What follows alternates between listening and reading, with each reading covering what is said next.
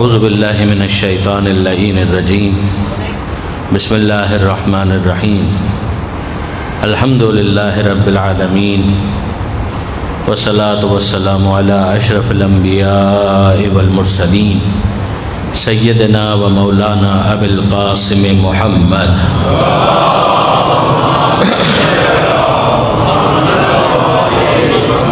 وأهل بيته الطيبين الطاهرين المعصومين المظلومين المنتجبين المنتخبين الميامين لا سيما للإمام المنتظر والحجة الثاني عشر الذين أذهب الله عنهم الرجس وطهرهم تطهيرا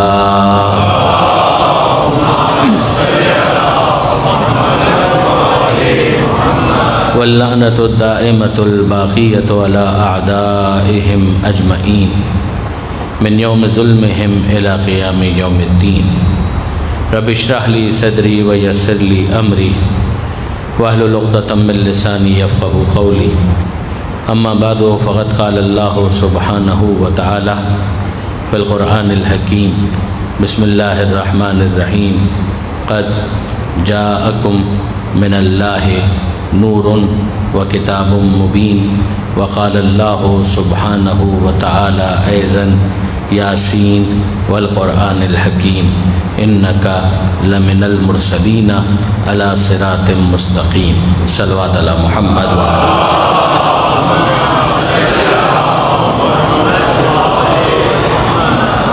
برادران عزیز و خاران محترم، نور اور کتاب مجالس کا موضوع یہی قرار دیا گیا تھا اور اسی کے ماتحت کچھ گزارشات آپ کے سامنے مسلسل پیش کرنے کی کوشش کی جا رہی ہے۔ سرنامہ کلام میں آپ نے ایک آیت کو تو مسلسل سماعت فرمایا جو سورہ مائدہ کی 15ویں آیت کا کنکلوڈنگ پارٹ ہے، جس میں ارشاد ہوتا ہے کہ قد جاءکم من اللہ نور و کتاب مبین، کہ یقیناً تمہارے پاس اللہ کی طرف سے آئے تو دو آئے، نور اور اللہ کی کتاب۔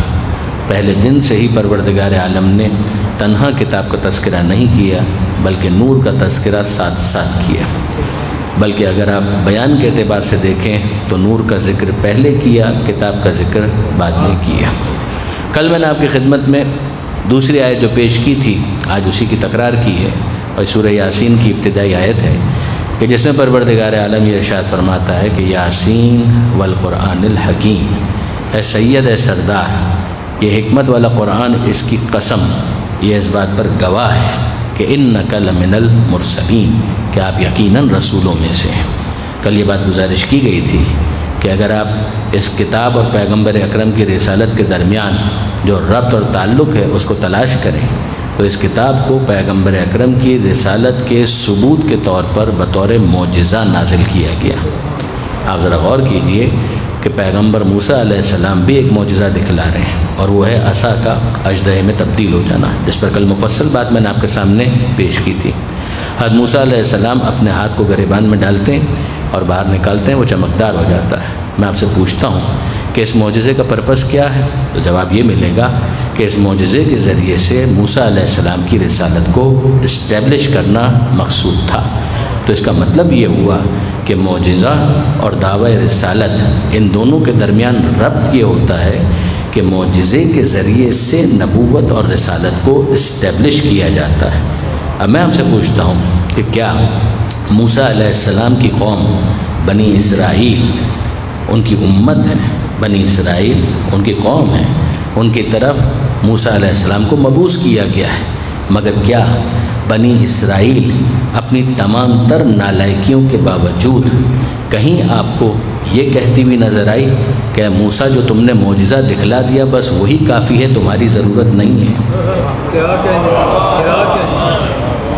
کہیں آپ کو یہ دکھائی دیا کہ موسیٰ علیہ السلام کی قوم نے ان معجزات سے متاثر ہونے کے بعد یہ کہا کہ اے موسیٰ بس تم نے یہ عصا کو جو اژدہے میں تبدیل کر دیا، بس یہی منظر اتنا اچھا ہے کہ اسی پر ہم اکتفا کرتے ہیں، ہمیں تمہاری ضرورت نہیں ہے؟ تو اگر وہ یہ کہتے تو اس کا مطلب یہ ہے کہ وہ رسالت موسیٰ کو ڈسون کر رہے ہیں۔ یہی سمجھایا جاتا کہ معجزہ اس لیے دکھایا گیا تھا کہ ان کی رسالت اسٹیبلش ہو، معجزہ اس لیے نہیں دکھایا گیا تھا کہ معجزہ کو کافی کہہ کر نبی کی نبوت کو نظر انداز کر دو۔ اگر عیسیٰ علیہ السلام مردوں کو زندہ کر رہے ہیں تو مقصد کیا ہے کہ یہ معجزہ ہے، کہ معجزہ کس کا ہے؟ عیسیٰ کا۔ مقصد کیا ہے کہ عیسیٰ کی نبوت اسٹیبلش کرنی ہے، رسالت اسٹیبلش کرنی ہے۔ اب عیسیٰ علیہ السلام مردوں کو زندہ کر کے دکھائیں اور کہیں کہ بھائی اب میری نبوت اسٹیبلش ہو گئی، اب سنو مجھ سے کہ مزید میں کیا کہتا ہوں، اور جتنی قوم ہے وہ یہ کہیں کہ بس جو آپ نے معجزہ دکھلایا وہ کافی ہے، آپ کے کسی مزید پیغام کی ضرورت نہیں ہے، تو یاد رکھیے گا یہ نالائکی تو بنی اسرائیل نے بھی نہیں دکھائی تھی، جو امت نے دکھلائی کہ معجزے کے بارے میں کہہ دیا کہ کافی ہے، اور اب ہمیں آپ کی نبوت کی بھی ضرورت نہیں ہے، رسالت کی بھی ضرورت نہیں ہے۔ درود بھیجیے گا محمد و آل محمد۔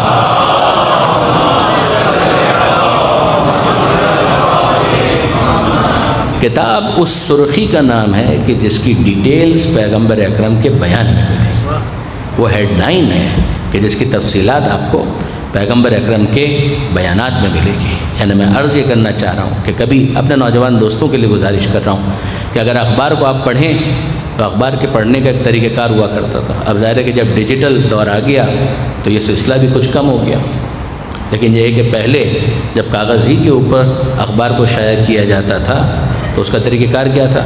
طریقہ کار یہ تھا جناب کہ سرخی ہوتی تھی، پہلے صفحے کو ہم دیکھتے تھے، اس پر سرخی ہوتی تھی اور پھر چند لائنیں ہوتی تھیں، اور ان چند لائنوں کے بعد ایک اور سرخی آ جاتی تھی، تو ہم جب تلاش کرتے تھے کہ یہ خبر ابھی مکمل تو نہیں ہوئی تو اگلی سرخی کیوں آ گئی، تو جب غور سے دیکھتے تھے تو نیچے لکھا ہوتا تھا کہ باقی صفحہ فلاں کالم فلاں، تو یہ باقی صفحہ فلاں اور کالم فلاں اگر اس کو نظر انداز کر دیا جائے تو کیا پوری خبر سمجھ میں آئے گی؟ پوری خبر تو سمجھ میں نہیں آئے گی، خبر تو آدھی رہ گئی، اس لیے کہ خبر وہاں پر سرخی کی صورت میں تھی، 3 لائنیں وہاں پر موجود تھی، سطر تھی، لیکن یہ کہ بہرحال خبر مکمل نہیں تھی، تفصیل تو اس کی دوسرے صفحے پر موجود تھی۔ تو آپ غور فرمائیے کہ طریقہ کار کیا تھا؟ طریقہ کار یہ تھا جناب کہ اگر آپ پوری خبر پڑھنا چاہتے ہیں، کمپریہنسو انفارمیشن لینا چاہتے ہیں، تو سرخی کو یہاں پڑھیے، 3 سطریں جو نیچے دی گئی ہیں ان کو پڑھ لیجئے، مگر تفصیل حاصل کرنی ہے تو فلاں صفحے پر جائیے اور فلاں کالم پر پوری خبر کو ملاحظہ کیجئے۔ اب میں آپ سے پوچھتا ہوں کہ کیا اس فلاں صفحے کے اوپر کالم میں موجود خبر کو نظر انداز کر کے یہ کہنا درست ہوگا کہ جو لکھا ہوا پہلے صفحے پر ہے وہی کافی ہے؟ جواب دیا جائے گا نہیں جناب، کیسے کافی ہو سکتا ہے؟ اگر آپ پوری معلومات حاصل کرنا چاہتے ہیں تو وہاں پر جائیے کہ جہاں پر یہ بھیج رہا ہے، اگر یہاں نہیں گئے اور کہا کہ یہ کافی ہے تو یہ تو خود سرخی نہیں کہہ رہی کہ وہ کافی ہے، تو آپ کو حق کیا ہے کہ اس کو کافی کہیں؟ تو اگر سرخی کہے کہ میں کافی نہیں ہوں تو آپ کو یقین آ جاتا ہے، جب قرآن کہتا ہے کہ میں کافی نہیں ہوں تو آپ کو یقین کیوں نہیں آتا؟ درود بھیجئے محمد و آل محمد۔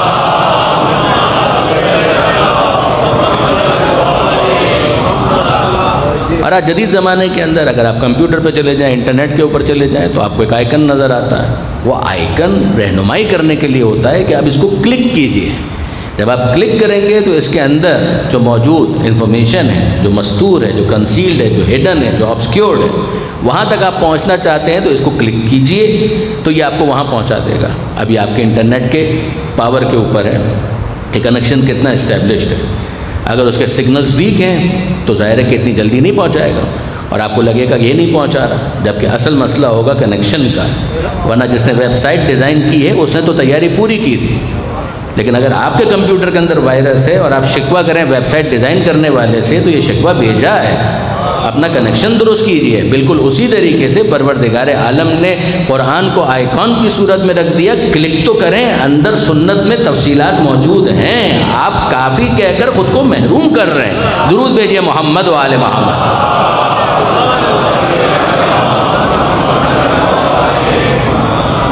تو اب اس ربط اور تعلق کو سمجھیے کہ اس کتاب کا ربط کیا ہے۔ یہ کتاب ہیڈ لائنز ہے، یہ کتاب ڈیٹیلز ہیں، یہ طے ہے کہ جو ڈیٹیلز وہ بیان کریں گے وہ اس کے خلاف نہیں ہوگی، وہ اس کے اضافے میں ہوگی، تشریح ہوگی، تفسیر ہوگی، اس کی وضاحت ہوگی۔ یہ نہیں ہوگا کہ یہ اس کو بالکل نظر انداز کر، یعنی یہ نہیں ہو سکتا کہ قرآن توحید کی سرخی دے اور تفصیل کے اندر ہمیں شرک نظر آ جائے، یہ ناممکن ہے۔ یہ نہیں ہو سکتا کہ قرآن قیامت کی بات کرے تو تفسیر کے اندر قیامت کی ڈیٹیلز آپ کو مل جائیں گے۔ قرآن جنت کی بات کرے تو نعمات جنت کی تفصیلات وہاں مل جائے گی۔ قرآن جہنم کی بات کرے تو جہنم کے عذاب جتنے بھی ہیں ان کی تفصیلات وہاں پر مل جائے گی۔ قرآن خلافت کی بات کرے تو جو خلیفہ ہے اس کا نام وہاں پر مل جائے گا۔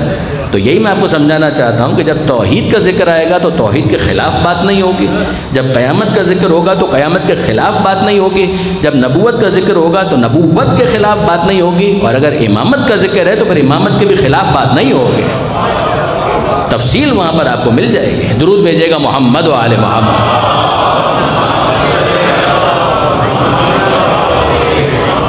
اور اب ذرا سا میں آپ کی خدمت میں عرض کروں کہ ایک آیت ہے سورہ آل عمران کی، ذرا اس کو بھی دیکھتے چلیے کہ پروردگار عالم کیا ارشاد فرما رہا ہے۔ قرآن مجید کا تیسرا سورہ، آپ ابتدائی صفحے پر ہی دیکھیں گے تو سورہ آل عمران میں آپ کو یہ بحث مل جائے گی، وہ محکم اور متشابہ کی بحث ہے کہ پروردگار عالم فرماتا ہے کہ هو الذی، خدا وہ ہے کہ انزل علیک الکتاب، کہ جس نے اے حبیب آپ پر کتاب کو نازل کیا، منہ آیات محکمات، کہ اس میں محکم آیتیں بھی ہیں، وَأُخَرُ متشابہات، اور دوسری متشابہ آیتیں بھی ہیں، محکم بھی ہیں متشابہ بھی ہیں۔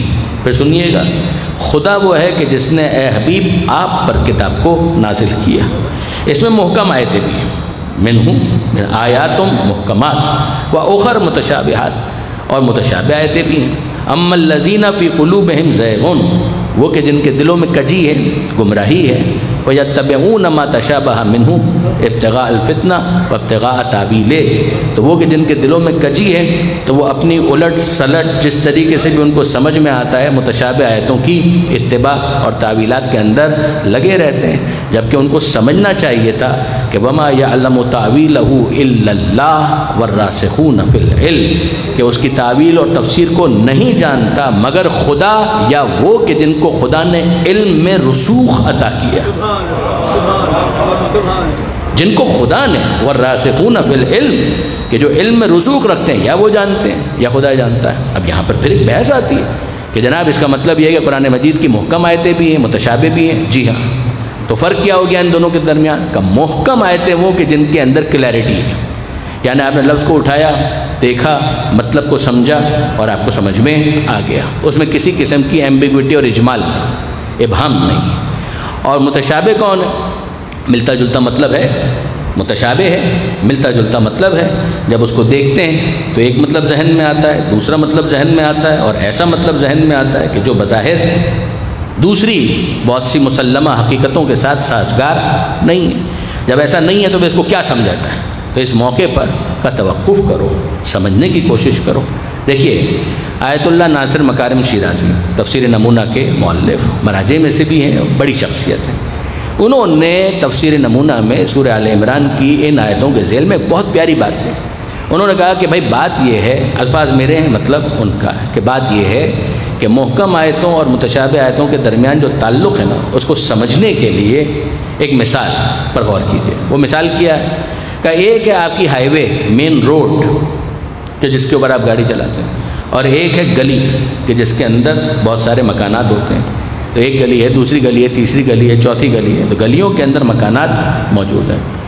ایک ایڈریس آپ کو چاہیے۔ اب ظاہر ہے کہ آج کل کے زمانے میں تو ہمارے نوجوان دوست کہیں گے کہ یہ کون سی مشکل بات ہے، آپ گوگل میپ کو ڈاؤن لوڈ کریں اور پہنچ جائیے، لیکن تھوڑا سا آپ میرے ساتھ پیچھے چلیے، یا اس جگہ پر چلیے کہ جہاں پر ابھی انٹرنیٹ نہیں چل رہا، سگنل ویک ہیں۔ تو اب کیا کیا جائے؟ آپ کے پاس ایڈریس لکھا ہوا موجود ہے، پلاٹ نمبر بھی ہے، مکان نمبر بھی ہے، اور آپ کے پاس روڈ کا نام بھی ہے۔ آپ چلے روڈ کے اوپر، روڈ تو آپ کو مل گیا، ایسا کہ روڈ تو کشادہ ہے، واضح ہے، مل گیا، آپ اس کے اوپر گاڑی کو دوڑاتے ہوئے آگے بڑھ رہے ہیں، یہاں تک کہ وہ گلی آ گئی کہ جس کے اندر آپ کو داخل ہونا تھا۔ آپ اس کے اندر داخل ہوئے اور اندر جا کر آپ راستہ بھول گئے۔ تو یہ جو گلیاں ہیں یہ ہیں متشابہ آیتوں کی طرح، اور سڑک ہے محکم آیت کی طرح۔ تو ان دونوں کے درمیان اب ربط اور تعلق کیا ہے کہ اگر آپ وہاں بھٹک گئے ہیں تو کہاں آئیں گے؟ کہ واپس آئیے محکم آیت پر، واپس آئیے سڑک پر، اور ایک مرتبہ پھر چیک کیجئے کہ غلطی کہاں پر کی تھی، خطا کہاں پر کی تھی۔ واپس آئیے سڑک کے اوپر، کہ سڑک تو معلوم ہے نا کہاں پر ہے، سڑک پر واپس آئیے، کہ سڑک پر آ گئے۔ اب واپس سے پیچھے جائیے، اور پیچھے جا کر پھر واپس آگے آئیے اور چیک کیجئے کہ وہ کیا غلطی تھی جو آپ نے کی تھی۔ دائیں مڑنا تھا، بائیں مڑ گئے، بائیں مڑنا تھا، آگے جانے کے بعد پھر کہیں دائیں اور بائیں کے چکر میں ادھر ادھر ہو گئے، کیا پرابلم تھا؟ تو ایک مرتبہ پھر اس کو ریویو کیجئے، ریوزٹ کیجئے۔ وہ فرماتے ہیں کہ جو تعلق گلیوں کا سڑک کے ساتھ ہوتا ہے وہی تعلق متشابہ آیتوں کا محکم آیتوں کے ساتھ ہوتا ہے۔ یہ بات تو کسی حد تک واضح ہوئی. اب آئیے تھوڑی سی اس کی میں ایک مثال آپ کی خدمت میں گزارش کرتا ہوں. درود بھیجیے گا محمد و آل محمد.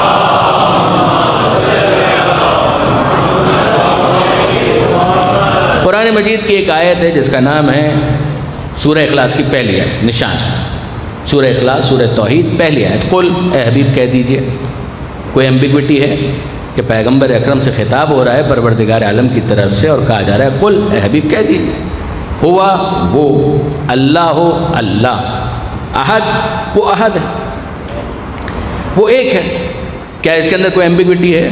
کیا اس کے اندر کوئی پیچیدگی ہے؟ کیا اس کے اندر کسی قسم کا کوئی ابہام ہے، کوئی اجمال ہے؟ اگر آپ اس کی ڈیٹیل میں جائیں، ان ڈیپتھ انالیسس کریں، تو اس کے اندر بھی بہت سی پرتیں ہیں کہ جن کو کھولا جا سکتا.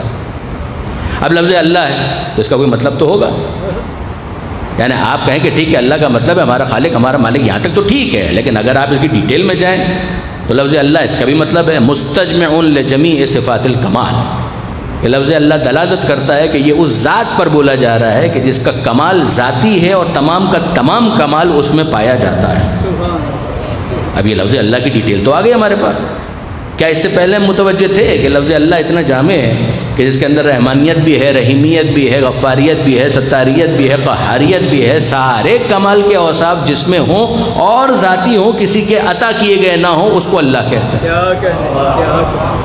لیکن اگر یہ تفصیل نہ بھی ہوتی تب بھی لفظ اللہ سے ہم اتنا تو سمجھ گئے کہ اللہ کا مطلب ہے ہمارا خالق ہمارا مالک، جس نے ہم کو پیدا کیا ہے، جو معبود ہے، جس کی عبادت کی جاتی ہے، یہاں تک ٹھیک ہے.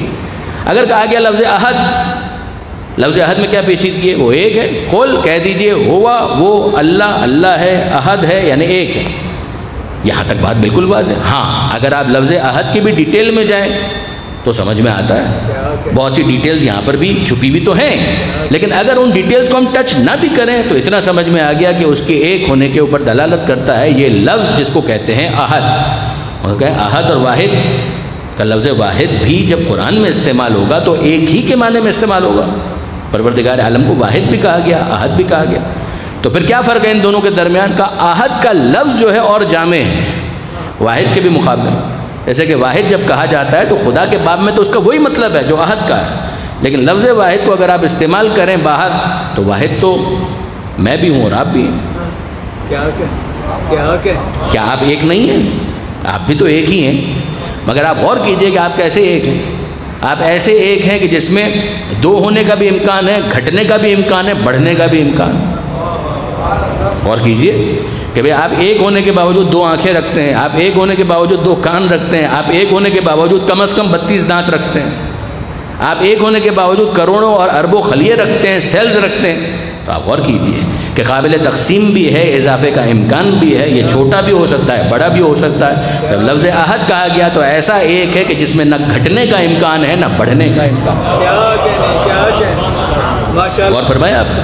تو یہ ہے تو صحیح اپنی جگہ پر، لیکن فرض کیجئے کہ یہ ہمیں نہ بھی پتا ہوتا تو احد سے ہم اتنا سمجھ دیتے کہ ایک تو ہے بھائی. تو یہ کلیئرٹی تو ہمارے پاس ہے. مولا کے جملے کی قدر کیجئے کہ مولا فرماتے ہیں کہ قرآن کا ظاہر ہو انیق و باطن ہو عمیق. کہ قرآن اس کا ظاہر بھی ہے باطن بھی ہے. ظاہر خوش نما ہے، خوبصورت ہے، خوشگوار ہے، اور باطن عمیق ہے کہ جس کے اندر گہرائی ہے، گہرائی ہے، ڈیپتھ ہے. یہ مائک ہے، یہ آپ کو نظر آ رہا ہے خوبصورت ہے، مگر کیا جو آپ کو نظر آ رہا ہے بس اتنا ہی یہ ہے؟ اگر اس کا کوئی ماہر ہے تو وہ کھول کر بتائے گا کہ دیکھیے اس کے اندر یہ میکینزم کام کر رہا ہے. یہ تار جو آپ کو نظر آ رہا ہے یہ اس کا ظاہر ہے. یہ ظاہر ہمارے لیے مبہم نہیں ہے، واضح. اتنا تو ہم کو سمجھ میں آ رہا ہے کہ ہاں یہ کچھ کر رہا ہے ایسا کہ جس کی وجہ سے یہ جو ماؤتھ پیس ہے وہ اس قابل ہوا کہ بولنے والے کی آواز کو بڑا کر کے دوسروں تک پہنچا سکتا ہے. اتنا تو ہم کو سمجھ میں آ رہا ہے. یہ ہے ظاہر، ظاہر ہو انیق. مگر کیا اس کے باطن میں بھی کچھ ہے؟ جب باطن ہے تو کھول کر دیکھیے. کھول کر اگر میں اور آپ دیکھیں کہ جس کی مہارت نہیں ہے تو ظاہر ہے کہ کھولنے کے نام پر ہم اس کا بیڑا غرق کر دیں. وہ کھولنا نہیں ہوگا، وہ کاٹنا اور پھاڑنا ہوگا. مگر جو اس کا ماہر ہے وہ کھول کر اس کو دکھا بھی سکتا ہے، بتا بھی سکتا ہے، سمجھا بھی سکتا. آپ اسی پنکھے کو دیکھ لیجئے کہ آپ کے سامنے یہ پنکھا ہے، اس کے کچھ پر ہیں، یہ اس کا ظاہر ہے. سفید رنگ میں یہ کتنا اچھا لگ رہا ہے، یہ خوشنما ہے، خوبصورت ہے، خوشگوار ہے. مگر کیا اس کا کچھ باطن بھی ہے؟ کیا اس کے ظاہر میں کوئی ابہام ہے؟ نہ، اتنا تو ہم کو سمجھ میں آ رہا ہے کہ یہ پنکھا ہے، گرمی ہوتی ہے، سوئچ کو پریس کیا جاتا ہے، الیکٹریسٹی اپنا فلو لیتی ہے، اور اس کے بعد یہ پنکھا گھومتے ہوئے کچھ ایسا کرتا ہے کہ جس کے نتیجے میں موجود ساکن ہوا گردش میں آتی ہے اور گرمی کے احساس کے اندر کچھ نہ کچھ کمی واقع ہو جاتی ہے۔ بہت خوب، اتنا تو ہم کو سمجھ میں آ گیا۔ اس کا مطلب یہ ہے کہ اس کا ظاہر متشابہ نہیں ہے، اس کا ظاہر ہمارے لیے واضح ہے، مبہم نہیں ہے، مجمل نہیں ہے، مگر کیا اس کے باطن کے اندر بھی کچھ ہے؟ بالکل ہے۔ وہ اس کا ماہر بتائے گا جب کھول کر دکھائے گا کہ دیکھیے اس کے اندر یہ میکانزم کام کر رہا تھا۔ یہ جو آپ کے سامنے دیواروں کے اوپر رنگ یا چھت کے اوپر رنگ ہے، خوبصورت ہے، خوشنما ہے، لیکن کیا اس کے پیچھے موجود اینٹ نظر آ رہی ہے، کنکریٹ نظر آ رہا ہے؟ جو اس کا ماہر ہے وہ بتا سکتا ہے کہ اس کے اندر کیا میکانزم، کیا سائنس استعمال ہوئی ہے کہ جس کے بعد یہ پلرز کھڑے ہو جاتے ہیں، یہ اس طریقے سے دیوار قائم ہو جاتی ہے۔ آپ غور فرمائیے کہ جو ظاہر ہے وہ خوبصورت ہے، خوشگوار ہے، خوشنما ہے، وہ ہر ایک کے لیے قابل استفادہ ہے، مگر جو باطن ہے اس کو وہی جانتا ہے کہ جو اس کا ماہر ہوتا ہے، جو اس کا وارث ہوتا ہے۔ تو اگر دیوار کا وارث دیوار کا باطن بتائے اور گیجٹس کا ماہر گیجٹس کے باطن کو بتائے، تو اتنا حق تو دیجئے کہ جو قرآن کا وارث ہے وہ قرآن کے باطن پر گفتگو کرے۔ درود بھیجیے گا محمد و آل محمد۔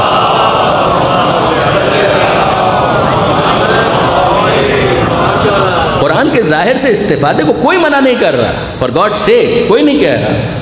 مجھ سے تو کم از کم آپ کبھی یہ توقع نہ رکھیں کہ میں قرآن سے استفادے کی کبھی مخالفت کروں گا۔ الحمدللہ، میں نے پہلے بھی اشارتاً کہا تھا، واپس صراحتاً کہتا ہوں کہ کچھ نہ کچھ خدمت اس حقیر نے کی ہے قرآن مجید کے حوالے سے، جو آل محمد کا موقف ہے اس کو بیان کرنے کے حوالے سے، لیکن یہ نہ ہو کہ قرآن مجید کو لے کر وہی غلطی کی جائے کہ سرخی اور 3 سطریں پڑھنے کے بعد انسان یہ کہے کہ بس اتنا ہی کافی ہے، ہمیں مزید ڈیٹیل کی ضرورت نہیں ہے۔ اس سے بڑا ظلم اس کتاب کے اوپر ہو نہیں سکتا۔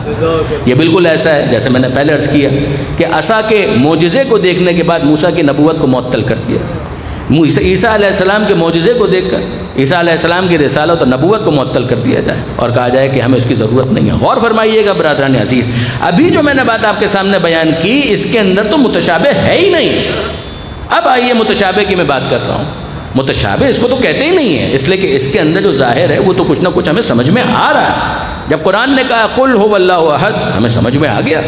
جب پروردگار عالم نے کہا قضا ربک لا تعبدوا الا ایاہ، کہ تمہارے رب کا یہ فیصلہ ہے کہ عبادت ہوگی تو صرف اور صرف اس کی، تو ہم کو سمجھ میں آ رہا ہے کہ رب نے کسی اور کی عبادت کی اجازت نہیں دی ہے، عبادت صرف اور صرف پروردگار کی، یہ محکم ہے۔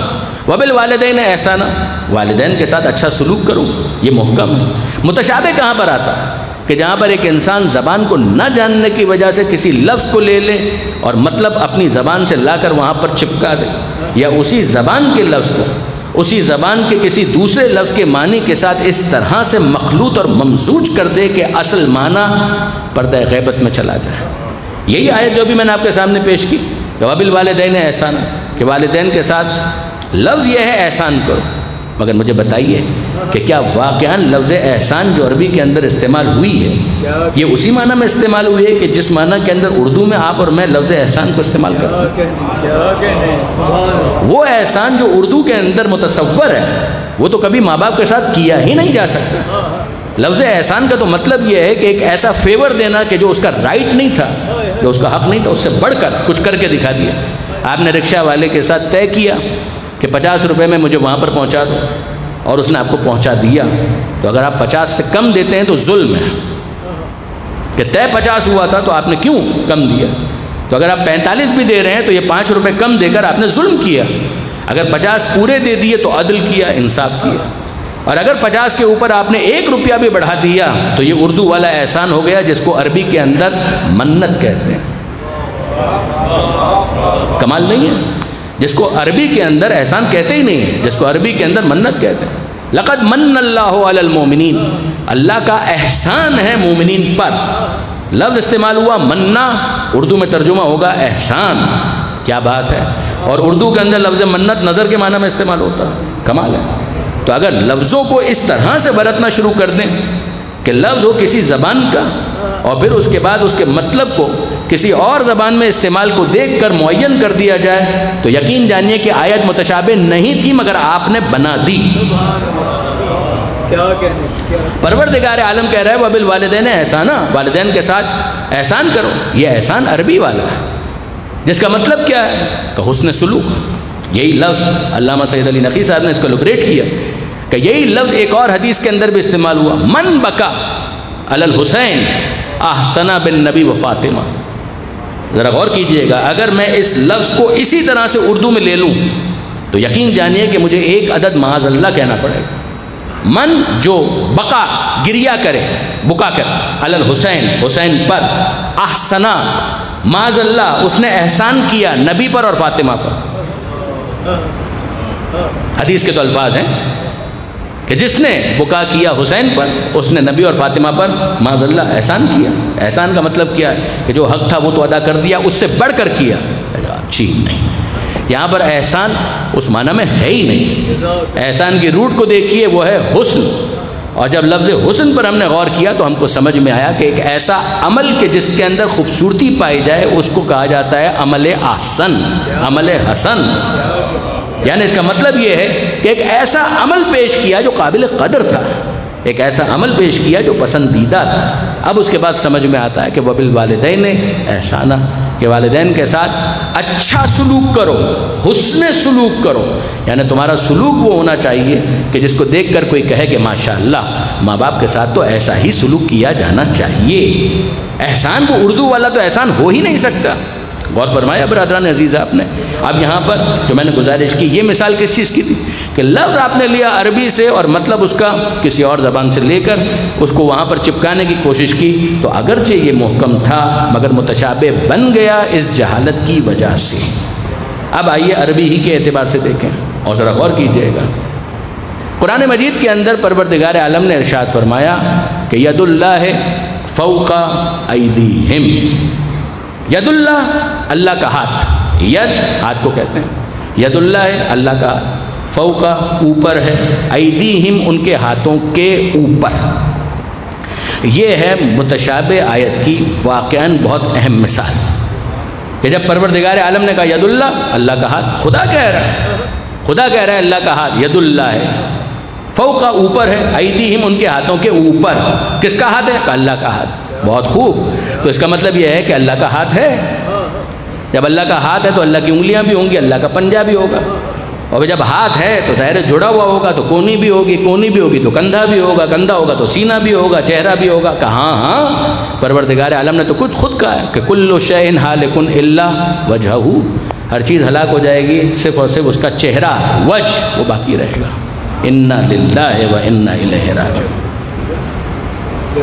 انا للہ و انا الیہ راجعون. اگر زبان کے محاوروں کو بھی انسان نہ سمجھ پائے تو پھر اس کے بعد یہ حال ہونا چاہیے. کسی غیر عرب کے ساتھ یہ مسئلہ ہوا ہوتا تو یقین جانیے کہ پھر ہم کہتے ہیں کہ بیچارے کی تو زبان نہیں ہے, اس کو آپ کیا کہیں گے. یہ جو خود عرب تھے, ایک فرقہ ہے پورا جس کا نام ہے ظاہریہ, انہوں نے کہا کہ جناب جو لفظ جس طریقے سے ہم تو اسی طرح سے لیں گے, یہ اس کا یہ مطلب ہو سکتا ہے اور اس کا وہ مطلب ہو سکتا ہے, یہ ہم کو کرنے کی ضرورت نہیں, یہ ہم کو کرنے کی ضرورت نہیں. اب اس کا نتیجہ کیا نکلا؟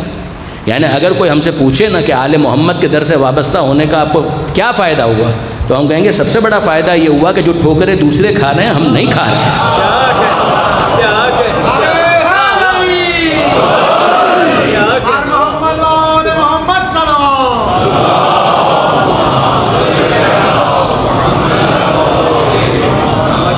ذرا دیکھیے اور برادران عزیز غور کیجیے. کہا کہ ہاں بالکل ٹھیک ہے. اتنے مذاکرہ خیز تبصرے آپ کو علم کلام کی بعض کتابوں کے اندر نظر آ جائیں گے کہ آپ سر پیٹ لیں. آپ کہیں کہ یہ کہہ کیا ہے؟ وہ کہنے والے کہتے ہیں کہ ہاں جناب, خدا کے بارے میں جب تم بات کرو تو یاد رکھنا کہ سر بھی ہے, پیر بھی ہے, ہاتھ بھی ہے, سینہ بھی ہے, سب کچھ ہے, بس اس عضو خاص کے بارے میں مجھ سے سوال مت کرنا. اس حد تک یہ ہوتا ہے, یہ ہوتا ہے. اب اس کے بعد آئیے اور میں اپنے نوجوان دوستوں کی بہت توجہ کے ساتھ, پھر کیا مطلب کیا ہے اس کا؟ ید اللہ ہے فوق ایدیہم, مشتبہ متشابہ آیت کیسے محکم میں تبدیل ہوتی ہے. وہ جسم و جسمانیت سے ماورا, وہ جسم کا خالق ہے, وہ پروردگار ہے, وہ جسم کا خالق ہے. تو جسم کا خالق ہے تو اگر وہ خود ہی جسم کا محتاج ہو جائے کہ ہاتھ ہو جس سے وہ کچھ اٹھائے، کان ہو کہ جس سے وہ سنے، آنکھ ہو کہ جس سے وہ دیکھے، یہ تو مخلوق کی صفات ہے۔ خالق کا یہ کمال نہیں ہے کہ اس کے اندر مخلوق کی صفات پیدا ہو جائے، مخلوق کا یہ کمال ہے کہ اس کے اندر خالق کی صفات پیدا ہو جائے۔ اور کیجئے گا برادران عزیز، اب میں آپ کے سامنے بالکل ایک لائٹر نوٹ کے اوپر ایک مثال گزارش کرتا ہوں۔ میرے نوجوان دوست مجھے امید ہے کہ اس کو انجوائے کریں گے، اور وہ کیا کہ دیکھیے فٹ بال ایک کھیل ہے، اس کے تعارف کی تو ضرورت بھی نہیں۔ فٹ بال کا میچ ہو رہا تھا اور واقعی ہو رہا تھا۔ یہ جدید نام میں معذرت چاہتا ہوں، حالانکہ میں اتنا پرانا نہیں ہوں، لیکن اب جو نئے کھلاڑیوں کے نام ہیں مجھے یاد نہیں رہتے، تو وہ جو پرانے نام ہیں کچھ وہی یاد رہتے ہیں، پیلے یا میراڈونا، اس طرح کے جو کھلاڑی ہوا کرتے تھے۔ ارجنٹائن نے ورلڈ کپ جیت لیا کسی زمانے میں، اس کے بعد سے بہت سنے جیتا ہوگا۔ ارجنٹائن نے ورلڈ کپ جیت لیا فٹ بال کا، اور اس میں میراڈونا نے گول کیا، ٹھیک ہے جی۔ تو گفتگو ہو رہی تھی تو ہم نے کہا، یہ مثال دے رہا ہوں، تو ہم نے کہا کہ بھائی ارجنٹائن کی جیت میں میراڈونا کا ہاتھ ہے۔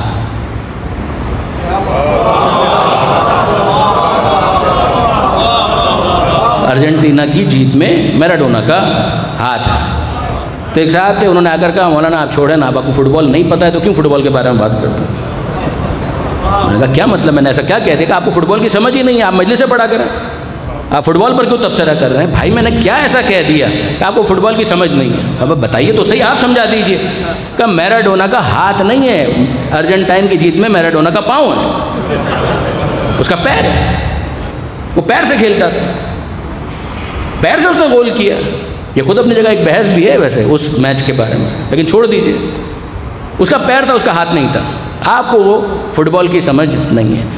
تو میں نے ہاتھ جوڑ کر کہا کہ برادر عزیز، اگرچہ میں اہل زبان نہیں ہوں، مگر اتنا تو مجھے اطمینان ہے کہ مجھے فٹ بال کی سمجھ ہے یا نہیں، آپ کو اردو کی سمجھ نہیں ہے، ورنہ آپ یہ جملہ نہ کہتے۔ کیا مطلب؟ کہا بھائی یہ تو محاورہ تھا، آپ اس میں ہاتھ کہاں تلاش کرنے لگے؟ اس کے کنٹریبیوشن کی بات ہو رہی تھی کہ اس نے ایک رول پلے کیا ہے ارجنٹینا کی جیت میں۔ ہر کامیاب مرد کے پیچھے ایک خاتون کا ہاتھ ہوتا ہے۔ اب وہ ہاتھ ہی تلاش کرنے لگے، اب ہاتھ ہی ہوتا ہے کیا؟ اس کا یہ مطلب تھا؟ اس کا تو مطلب یہ ہے کہ اس محاورے کو آپ سمجھے بغیر کسی چیز کو تجزیہ و تحلیل کی منزل سے گزار رہے ہیں، تو پھر تو یہی حال ہوگا۔ پھر اس کے بعد وہ متشابہ ہی رہے گا۔ متشابہ کے بارے میں یہ طے ہے کہ اگر اسے سمجھ لیا جائے تو پھر وہ متشابہ نہیں رہے گا، پھر وہ محکم میں تبدیل ہو جائے گا۔ اب یاد رکھیے کہ جو وارث کتاب ہوتا ہے اس کے لیے پوری کتاب محکم ہوتی ہے، اور جو جاہل کتاب ہوتا ہے اس کے لیے پوری کتاب متشابہ ہوتی ہے، اور جو کتاب کا طالب علم ہوتا ہے اس کے لیے محکم واضح ہوتا ہے، متشابہ کو وہ محکم کی طرف پلٹاتا جاتا ہے، یہی اس کی معرفت کی ترقی کا زینہ بنتا ہے۔ درود بھیجئے محمد و آل محمد۔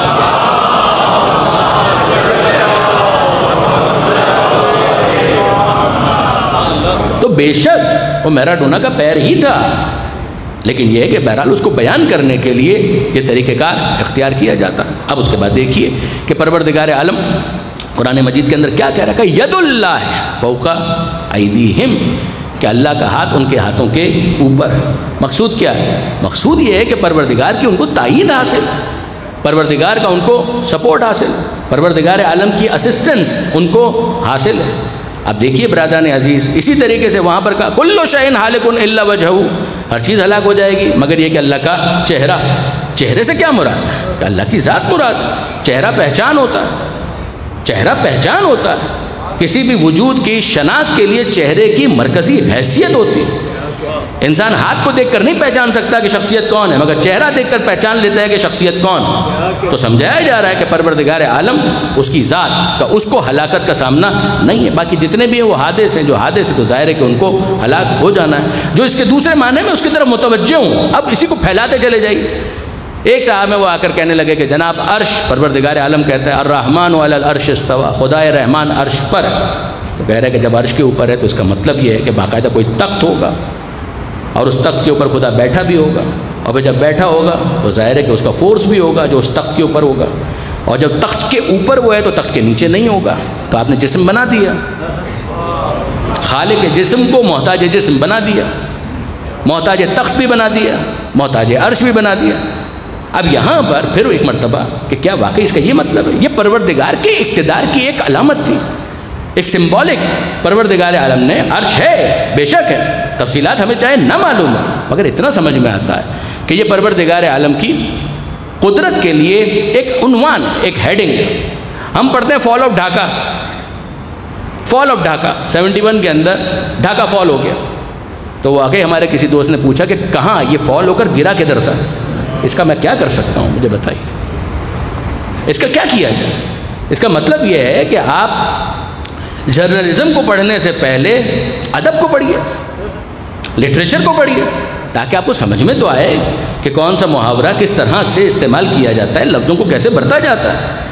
اس کے بغیر اگر کہا جائے فال آف ڈھاکہ اور آپ واقعاً ڈھاکہ کے گرنے کو کہیں ڈھونڈ رہے ہیں، فال آف ڈھاکہ کا مطلب یہ تھا کہ ڈھاکہ ہم سے جدا ہو گیا، اور ڈھاکہ بھی صرف ڈھاکہ کی حد تک نہیں، پورے بنگلہ دیش کے لیے یہ جو دارالحکومت ہوتا ہے اس کو پورے ملک کے لیے استعمال کیا جاتا ہے۔ اسلام آباد نے کہا تو واقعی اسلام آباد نے کہا، اسلام آباد بولتا ہے، یعنی اسلام آباد کے اندر موجود جو اقتدار میں ہیں ان کے اسپوکس پرسن نے یہ بات کہی۔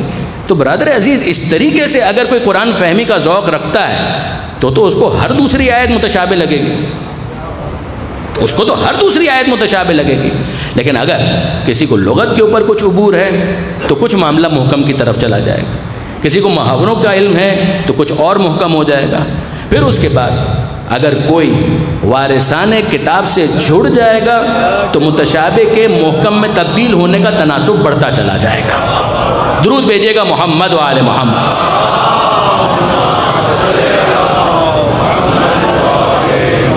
یہ تھی گزارش اس حوالے سے۔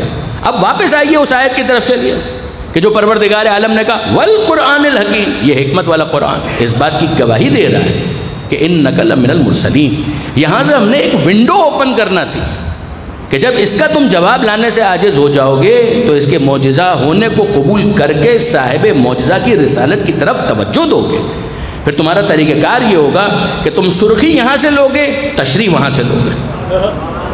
جہاں پر عمل کی ضرورت ہوگی تو عملی تشریح وہاں پر مل جائے گی، جہاں پر لفظوں کی ضرورت ہوگی لفظی تشریح وہاں پر مل جائے گی۔ جن مرقوں کو پیش کرنا ہے وہ پیش کرتے چلے جائیں گے اور اس کے ذریعے سے چیزیں روشن ہو جائے گی۔ اب میں آپ سے پوچھتا ہوں اصولی طور پر ان جملوں کو آئسولیشن میں کبھی مت سنیے گا، یعنی ایسا نہ ہو کہ آؤٹ آف کانٹیکس نکال کر کوئی کلپ چڑھا دے اور پھر میں 2 سال تک وضاحتیں دیتا پھروں، یہ مت کیجیے گا۔ لیکن جو گزارش ہے اس کے اوپر غور کیجیے گا۔ ہم کس کو مانتے ہیں؟ ہم کسی کو نہیں مانتے۔ ہم کس کو مانتے ہیں؟ ہم کسی کو نہیں مانتے۔ ہم نہ بندے کو مانتے ہیں نہ کتاب کو مانتے ہیں، ہم صرف خدا کو مانتے ہیں۔ یاد رکھیے گا کہ ہمارے عقیدے کا خلاصہ کیا ہے، یعنی اگر کوئی کہے کہ بھئی آل محمد کے ماننے والوں کا عقیدہ ہے کیا، کس کس کو مانتے ہیں؟ ہم کسی کو نہیں مانتے، ہم صرف اور صرف خدا کو مانتے ہیں۔ ہم نے دلیل فطرت اور دلیل عقل سے اتنا سمجھ لیا کہ کوئی تو خالق ہے کوئی تو مالک ہے، اور بس جس کو ہم نے سمجھ لیا کہ وہ خالق ہے اور مالک ہے تو ہم نے کہہ دیا کہ لا الہ الا اللہ، ہم صرف اور صرف اس کو مانتے ہیں، ہم اس کے علاوہ کسی کو نہیں مانتے۔ ہم پوری طاقت کے ساتھ اور خلوص کے ساتھ اعلان کرتے ہیں لا الہ الا اللہ، بس وہ ہے اور اس کے سوا کوئی نہیں، ہم کسی اور کو نہیں مانتے اور صرف اللہ کو مانتے ہیں۔ پھر اس کے بعد ہم خدا سے پوچھتے ہیں کہ مالک تو بتا کہ کسی اور کو ماننا ہے؟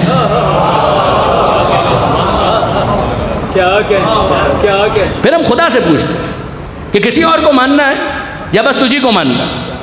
اگر صرف تجھی کو ماننا ہے تو بس تجھی کو مانیں گے، اس کے علاوہ ہم کسی کو نہیں مانیں۔ اور اگر تیرے علاوہ بھی کسی اور کو ماننا ہے تو تو بتا کہ کس کو ماننا ہے، کیا ماننا ہے، کتنوں کو ماننا ہے۔ یعنی میں پھر دوسرے لفظوں میں عرض کروں، ہمارا عقیدہ یہ ہے کہ صرف اس کو مانو اور بس اس کو مانو، جس کو وہ منوائے اس کو مانو۔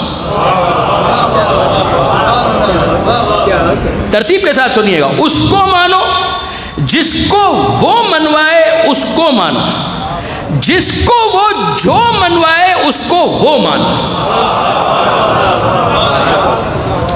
اس کو مانو، جس کو منوائے اس کو مانو، جس کو وہ جو منوائے اس کو مانو، جس کو منوانے کے بعد جتنوں کو منوائے اتنوں کو مانو۔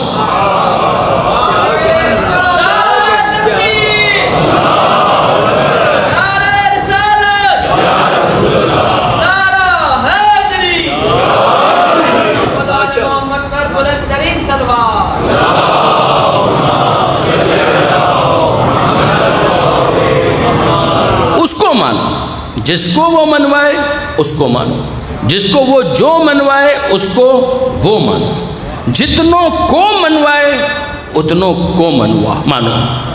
وہ ایک کو منوائے تو ایک کو مانو، وہ 5 کو منوائے تو 5 کو مانو، وہ 12 کو منوائے تو 12 کو مانو، اور وہ اگر 14 کو منوائے تو 14 کو مانو۔ عام طور پر اس باب میں 14 کے بعد مجھے گنتی یاد نہیں رہتی، درود بھیجیے گا محمد و آل۔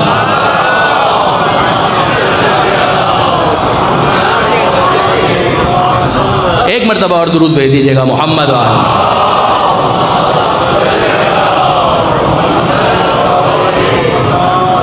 اب آپ نے غور کیا برادران عزیز کہ ہم نے کتاب کو بھی نہیں مانا۔ اس نے کہا کہ کتاب کو مانو تو ہم نے کتاب کو کتاب مانا۔ ہم نے کہا مالک کتاب کو ماننے کے بعد کیا یہ کہہ دینا ہے کہ یہ کافی ہے؟ اِنَّكَ لَمِنَ الْمُرْسَلِينَ، خبردار یہ کتاب تو گواہی کے لیے آئی تھی کہ میرے رسول کو رسول مانو، تو کتاب کو کتاب اللہ مانو، رسول کو رسول اللہ مانو۔ تو ہم نے کبھی نہیں کہا محمد اللہ، ہم نے کہا محمد الرسول اللہ۔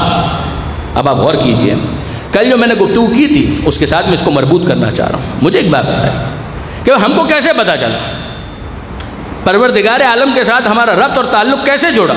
جو کل میں نے گزارش کی کہ عصا کو اژدہے میں بدلتے ہوئے ہم نے نہیں دیکھا، تو ہم یہودیوں کے کہنے پر موسیٰ کو نہیں مان رہے، مردوں کو زندہ کے ہوتے ہوئے ہم نے نہیں دیکھا، تو ہم عیسائیوں کے کہنے پر عیسیٰ علیہ السلام کو نہیں مان رہے۔ ہم کس بنیاد پر مان رہے ہیں؟ ہم مخبر صادق کی خبر صادق پر ایمان لاتے ہوئے ان سب انبیاء کی نبوتوں کو قبول کرتے ہیں۔ ہمارا روٹ یہ ہے کہ ہمارے سامنے جب آ گیا کہ پروردگار عالم نے اس کتاب کو نازل کیا زندہ معجزہ، اور اس کے ذریعے سے ہم پہنچ گئے پیغمبر اکرم کی رسالت تک، وہ تمام کے تمام معجزات جو پیغمبر اکرم نے دکھلائے وہ سب حق، مگر ہماری آنکھوں کے سامنے نہیں۔ ہماری آنکھوں کے سامنے یہ معجزہ موجود ہے کہ جس کا نام ہے کلام خدا، کتاب اللہ۔ اس کا معجزہ ہونا ثابت، جواب نہ لا سکے عاجز، معجزہ ہونا اسٹیبلش، صاحب معجزہ کی رسالت اسٹیبلش۔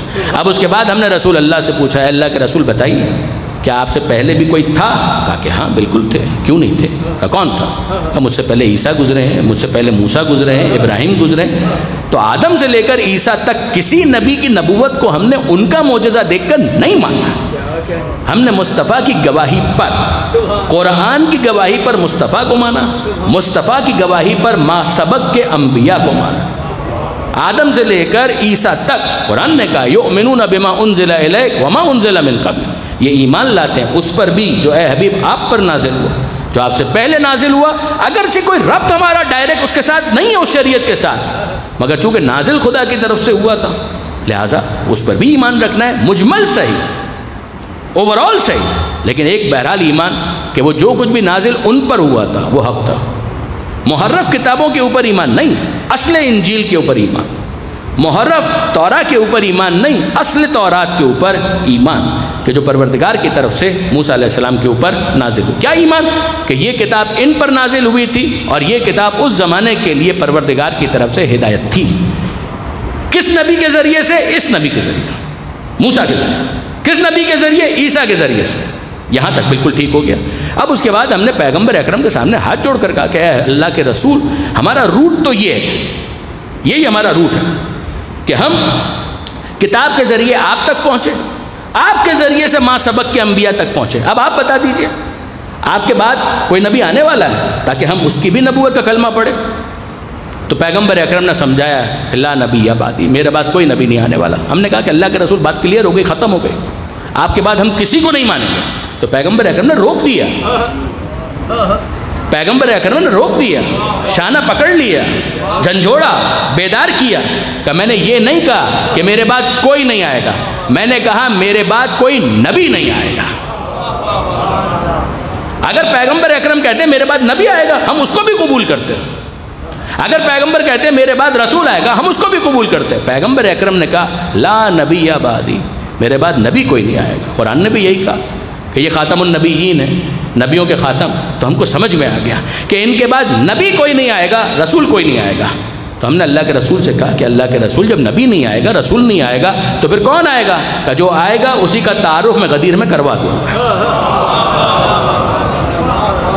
میں اس کا تعارف غدیر میں کروا دوں گا، ہاتھوں پر بلند کر کے تعارف کرواؤں گا۔ دیکھیے پیغمبر اکرم نے جو غدیر میں اعلان کیا ہے، اس کو ہم فضائل کے نقطہ نظر سے دیکھیں، یقیناً مولا کی بہت بڑی فضیلت ہے، کوئی شک نہیں۔ دیکھیے ستہ کے اندر صحیح مسلم میں بھی غدیر کا واقعہ موجود ہے، اور وہاں پر بھی حدیث ثقلین آپ کو مل جائے گی کہ پیغمبر اکرم نے اعلان ولایت بھی کیا اور ثقلین کے بارے میں بھی گفتگو کی کہ میں تمہارے درمیان دو چیزیں چھوڑ کر جا رہا ہوں۔ کمال ہے، پیغمبر اکرم کیا لفظوں کا انتخاب کرتے ہیں، انی تارکن فیکم الثقلین، میں تمہارے درمیان چھوڑ کر جا رہا ہوں، دو چیزیں چھوڑ کر جا رہا ہوں، بھاری چیزیں چھوڑ کر جا رہا ہوں، ایک اللہ کی کتاب اور دوسرے میری اطرت، میرے اہل بیت۔ آپ ذرا غور کیجئے برادران عزیز کہ پیغمبر اکرم کیا کہہ رہے ہیں، میں چھوڑ کر جا رہا ہوں۔ پھر سنیے گا، تارکن، میں چھوڑ کر جا رہا ہوں، بنا کر نہیں جا رہا،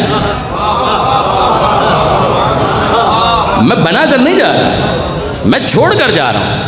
یعنی بنانے کا مطلب کیا ہوتا ہے، اس کے لیے قرآن مجید نے لفظ ہمیں بتایا، انی، پروردگار کہتا ہے انی جاعل فی الارض خلیفہ، میں زمین میں خلیفہ بنا رہا ہوں۔ پروردگار جب کہتا ہے اس کی شان یہ، جاعل، میں بنا رہا ہوں، بنانے والا میں ہوں۔ ابراہیم علیہ السلام کی امامت کا اعلان، انی جاعلک للناس اماما، اے ابراہیم میں تمہیں انسانوں کے لیے امام بنا رہا ہوں۔ تو ہم ہاتھ جوڑ کر پیغمبر اکرم سے کہیں، اللہ کے رسول آپ بھی اسی ردیف قافیے میں گفتگو کریں کہ خبردار، خالق ہے، بناتا وہ ہے۔ اللہ کے رسول آپ نہیں بنا رہے، تو پھر سنو، میں کہہ رہا ہوں تارکن، تو تم جاعلن کیوں سمجھ رہے ہو؟ میں کہہ رہا ہوں میں بنا کر نہیں جا رہا، نہ قرآن کو میں نے بنایا، نہ اطرت اہل بیت کو میں نے بنایا، میں چھوڑ کر جا رہا ہوں، بنانے کا حق مجھے بھی نہیں ہے۔ تو جب بنانے کا حق مصطفیٰ کو نہیں ہے تو عرب کے بدوؤں کو بنانے کا حق کہاں سے مل جائے گا؟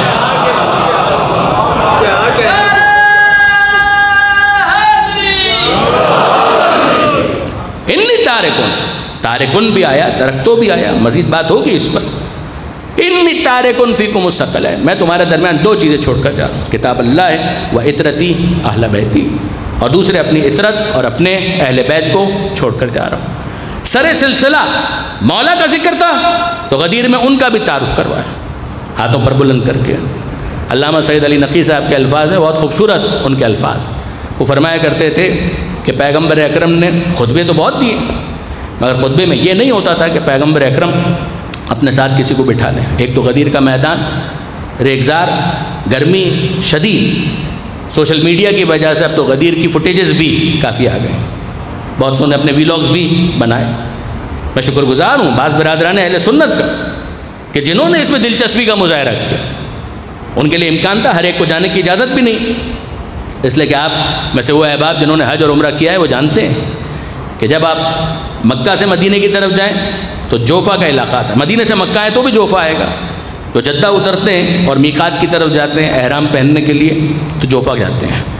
جوفہ وہ میقات ہے، میقات یعنی وہ جگہ جہاں سے احرام باندھا جاتا ہے، اس کے پاس ہی غدیر کا میدان ہے، اور وہاں پر غدیر کے میدان میں ہر ایک کو جانے کی اجازت نہیں ہے۔ کتابوں کے اندر لکھا ہے کسی زمانے وہاں پر ایک مسجد ہوا کرتی تھی، مسجد غدیر، یادگار کے طور پر اس کو بھی اسمار کر دیا، وہاں پر اب وہ مسجد موجود نہیں ہے، مگر بہرحال اس جگہ کے ویلاگز وغیرہ آپ کو مل جائیں گے نیٹ کے اوپر، یوٹیوب وغیرہ کے اوپر، فیس بک کے اوپر مل جائیں گے۔ تو غدیر کا میدان، ریگزار، اور وہاں پر پیغمبر اکرم نے ایک تو قافلے کو روک لیا، اور روکنے کے بعد پھر پیغمبر اکرم کہتے ہیں کہ انتظار کرو، جو پیچھے رہ گئے ہیں ان کو آنے دو، جو آگے چلے گئے ہیں ان کو پیچھے پلٹنے کا حکم دو۔ یہ کتنا بڑا استعارہ ہے کہ جس کی مولائیت کا اعلان کرنے والا ہوں وہ حد وسط ہے، پیچھے رہ جانے والوں کو اس سے ملنا پڑے گا، آگے جانے والوں کو اس کی طرف رجوع کرنا پڑے گا، نہ اس سے آگے جانے کی اجازت ہے نہ اس سے پیچھے رہنے کی اجازت ہے، اس کے ہمراہ رہو، اس کی معیت۔ جب سب جمع ہو گئے تو پھر پیغمبر اکرم نے کہا کہ ممبر بناؤ۔ اب ممبر کہاں؟ ممبر وہاں پر کہاں؟ یہاں پر پھر مجھے اپنے استاد علامہ طالب جوہری صاحب یاد آئے، جو وہ نکات بیان کیا کرتے تھے، کہ انہوں نے ارشاد فرمایا کہ اپنے ساتھیوں سے کہا کہ بھئی ممبر بناؤ، تو انہوں نے کہا اللہ کے رسول ہم ممبر بنانا نہیں جانتے، لکڑی کا ممبر تو یا بن نہیں سکتا، تو ہم تو ممبر بنانا نہیں جانتے۔ تو پیغمبر اکرم نے ان سے کہا کہ اچھا ممبر نہیں بنا سکتے تو اب میں بتاتا ہوں کہ ممبر کیسے بنایا جائے۔ کجابوں کو اتارا گیا اور پھر اس کے بعد اس کا ممبر بنایا گیا۔ تو پیغمبر اکرم نے سمجھایا کہ جب تم اپنے منہ سے کہہ رہے ہو کہ تم ممبر نہیں بنا سکتے تو صاحب ممبر کیسے بنا لو گے؟ نہ تم میں ممبر بنانے کی اہلیت ہے، نہ صاحب ممبر بنانے کی اہلیت ہے۔ پھر پیغمبر اکرم نے ممبر جب تعمیر ہو گیا عارضی، تو پیغمبر اکرم اس پر بلند ہوئے، اور یہ پیغمبر اکرم نے اس سے پہلے کبھی نہیں کیا تھا کہ اپنے ساتھ کسی کو بٹھا لیں۔ تو مولا کائنات کو حکم دیا علی کو کہ تم یہاں پر میرے ساتھ بیٹھو، اور اب انصافاً آپ مجھے بتائیے کہ یہاں پر بھی اگر میں یہ کر دوں کہ یہاں پر کسی کو بٹھا لوں تو آپ مجھے کم دیکھیں گے، تھوڑی دیر کے بعد ان کو دیکھنا شروع کر دیں گے کہ آج ان کو کیوں بٹھایا گیا، کہ 9 دنوں میں تو ایسا نہیں ہوا، 8 دنوں میں 7 دنوں میں تو ایسا نہیں ہوا، آج یہ ایسا کیوں کیا کہ یہاں پر ان کو بٹھا لیا۔ اس کا مطلب یہ ہے کہ جو بات ہو رہی ہے کہیں نہ کہیں ان کا ذکر آنے والا۔ تو سن رہے ہیں پیغمبر اکرم کو، اور ہر تھوڑی دیر کے بعد نظر چلی جاتی ہے علی کے چہرے پر، گویا ایک عبادت لاشعوری طور پر بڑے انہماک سے کی جا رہی ہے کہ النظر الی وجہ علی عبادت، علی کے چہرے کی طرف نظر کرنا عبادت ہے۔ تو ایک عبادت ہو رہی ہے، لاشعوری طور پر ہو رہی ہے اور بڑے انہماک کے ساتھ ہو رہی ہے۔ تو پیغمبر اکرم کو سن رہے ہیں، علی کو دیکھ رہے ہیں، اور پیغمبر اکرم نے ان تمام تر مقدمات کو بیان کرنے کے بعد آمدم برسرے مطلب کہ الست اولی بکم من انفسکم، کہ صرف اتنا بتا دو کہ کیا میں تم پر تمہارے نفسوں سے زیادہ اولویت نہیں رکھتا؟ اب ہمت ہے تو انکار کرو۔ دیکھیے برادران عزیز، پیغمبر اکرم کے الفاظ بہت ہی کیلکولیٹڈ ہیں۔ الست اولی بکم من انفسکم، کہ کیا میں تم پر تمہارے نفسوں سے زیادہ اولویت نہیں رکھتا؟ سب نے کہا بلا، کیوں نہیں اللہ کے رسول، یقیناً ہمارے نفس سے آپ زیادہ اولویت رکھتے ہیں۔ اب یہاں پر ذرا سا رکیے گا، ایک بات بتائیے، غدیر پہلے ہے یا موبائلہ؟ 18 ذی الحجہ کو آپ دیکھیں گے تو وہ پہلے آتی ہے، 24 ذی الحجہ کو دیکھیں گے تو وہ بعد میں آتی ہے، مگر یہ تو سال میں آنے والی تاریخوں کا حساب ہے۔ باپ کی اگر ولادت اپریل میں ہوئی ہے اور بیٹا جنوری میں پیدا ہوا ہے تو اس کا یہ مطلب تھوڑی ہے کہ بیٹا پہلے آ گیا باپ سے، تو سن بھی تو دیکھیے۔ تو بالکل اسی طریقے سے غدیر بعد میں ہے، مباہلہ پہلے۔ مباہلہ ہے 9 ہجری کے اندر اور غدیر ہے 10 ہجری کے اندر۔ توجہ ہے، مباہلہ ہے 9 ہجری 24 ذی الحجہ، غدیر ہے 10 ہجری 18 ذی الحجہ۔ تو سال کے اعتبار سے غدیر تقریباً 1 سال کے بعد اور مباہلہ 1 سال پہلے۔ پیغمبر پوچھ کیا رہے ہیں، میں آپ کی بھرپور توجہ چاہتا ہوں۔ پیغمبر اکرم پوچھ کیا رہے ہیں، الست اولی بکم من انفسکم، کیا میں تم پر تمہارے نفسوں سے زیادہ اولویت نہیں رکھتا؟ اور سب نے کہا بلا، کیوں نہیں اللہ کے رسول، آپ ہمارے نفسوں سے زیادہ ہم پر اولویت رکھتے ہیں۔ یہ نفسوں کا ذکر کیوں کیا؟ 1 سال پہلے انفسنا کا تعارف کروا چکے ہیں۔ 1 سال پہلے انفسنا کا تعارف کروا چکے ہیں کہ علی میرا نفس ہے، یہ میرا نفس ہے، انفسکم تمہارا نفس، کیا میں تم پر تمہارے نفسوں سے زیادہ اولویت نہیں رکھتا؟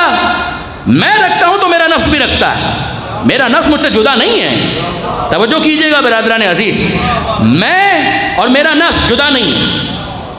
تمہارے نفس، اتنا بتا دو میں اس پر تمہارے نفسوں سے زیادہ اولویت رکھتا ہوں یا نہیں؟ سب نے کہا یا رسول اللہ بلا۔ پیغمبر نے 1 سال پہلے تعارف کروایا، انفسنا وانفسکم، یہ میرا نفس، میں اپنے نفس کو لے آتا ہوں، تم اپنے نفس کو لے آؤ۔ دیکھیے برادران عزیز، مباہلہ میں جب پیغمبر اکرم لے کر چلے تو نفس خدا، نفس رسول خدا، ایک آیت من الناس من یشری نفسہ ابتغاء مرضات اللہ، نفس اللہ، اور یہاں پہ نفس رسول خدا، تو نفس رسول بن کر، نفس پیغمبر بن کر علی چلے، مجھے بتائیے کہ انفسنا تو تھے علی، ابناءنا تھے حسن اور حسین، کوئی اختلاف نہیں، کوئی اختلاف نہیں ہے۔ یعنی انتہائی متعصب ابن تیمیہ انہوں نے بھی قبول کیا کہ ہاں اس آیت میں تو یہی ہوا تھا کہ پیغمبر اکرم لے کر چلے تھے انفسنا کے ماتحت علی کو، ابناءنا کے ماتحت حسنین کو، اور نساءنا کے ماتحت خاتون جنت کو۔ کون کہہ رہے ہیں؟ ابن تیمیہ، جن کے افکار بنیاد ہیں افکار وہابیت کے۔ محمد ابن عبد الوہاب نے اپنی ساری تھیوری ابن تیمیہ سے لکھی، اور ابن تیمیہ نے شیعوں کی رد میں کتاب لکھی، اور اس کتاب کے اندر بھی یہ اعتراف کیا کہ ساری آیتوں کو نہیں مانتا، مگر یہ آیت کوئی چارہ نہیں ہے، یہ مباہلہ والی آیت جو ہے اس کے ماتحت پیغمبر اسی طرح سے لے کر گئے۔ تو کیا نجران والوں نے مباہلہ کیا؟ جواب جی نہیں، وہ تو دستبردار ہو گئے۔ انہوں نے کہا میں ایسے چہرے دیکھ، انی لارا وجوہن، میں ایسے چہرے، کشاف زمخشری شیعہ نہیں ہے وہ لکھ رہے ہیں، شاہ عبد الحق محدث دہلوی وہ لکھ رہے ہیں کہ ان کے بڑے پادری نے کہا میں ایسے چہرے دیکھ رہا ہوں، انی لارا وجوہن، ایسے چہرے کہ اگر ہاتھوں کو اٹھا کر دعا مانگیں تو پہاڑ اپنی جگہ پر باقی نہیں رہیں گے، خبردار ان سے مباہلہ مت کرنا۔ تو دستبردار ہو گئے۔ تو انفسنا تو آ گیا، مگر مباہلہ کس کے درمیان تھا؟ ابناءنا و ابناءکم، نساءنا و نساءکم، انفسنا و انفسکم۔ تو پیغمبر تو لے کر آ گئے انفسنا علی، ابناءنا حسنین، نساءنا سیدہ۔ کوئی مجھے بتائے گا ابناءکم کون ہے؟ کوئی مجھے بتائے گا نساءکم کون ہے؟ انفسکم کون تھے جن کو وہ لاتے؟ اگر وہ مباہلہ کرتے تو پتہ چلتا، وہ تو دستبردار ہو گئے، تو یہ معاملہ راز رہ گیا، پتہ ہی نہیں چلا کہ انفسکم کون، ابناءکم کون، نساءکم کون، پتہ نہیں چلا۔ لیکن اگر مباہلہ کرتے تو پتہ چل جاتا، اور جب پتہ چل جاتا تو نتیجہ قرآن نے دے دیا، نبتہل ونجعل لعنت اللہ علی الکاذبین۔ جو بھی انفسکم ہوتا اس پر لعنت آتی، جو بھی ابناءکم ہوتا اس پر لعنت آتی، جو بھی نساءکم ہوتا اس پر لعنت آتی۔ تو وہ دستبردار ہو گئے، عقل مند تھے، لعنت سے بچ گئے۔ مگر قرآن نے سمجھا دیا تاریخ کے کسی بھی مرحلے پر کبھی بھی کوئی ان کے مقابلے پر آ جائے، ابناءکم ہوگا، نساءکم ہوگا، انفسکم ہوگا۔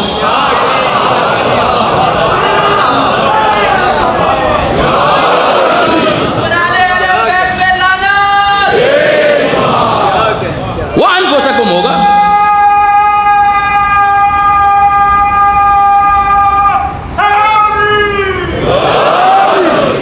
وہ انفسکم ہوگا جو ان کے مقابلے پر آ جائے۔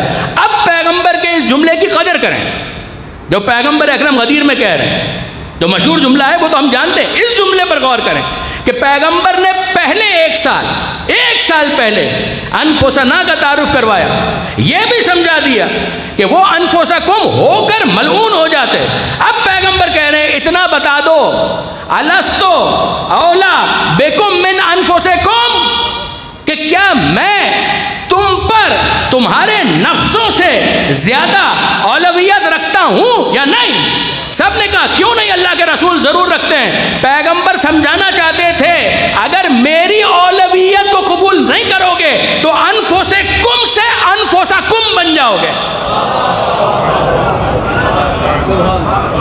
انفسکم سے اگر اولا بکم من انفسکم قبول نہیں کرو گے تو پھر انفسنا کے مقابلے پر انفسکم بن جاؤ گے، اور جب انفسکم بن جاؤ گے تو وہ تو ہٹ گئے، تو لعنت سے بچ گئے۔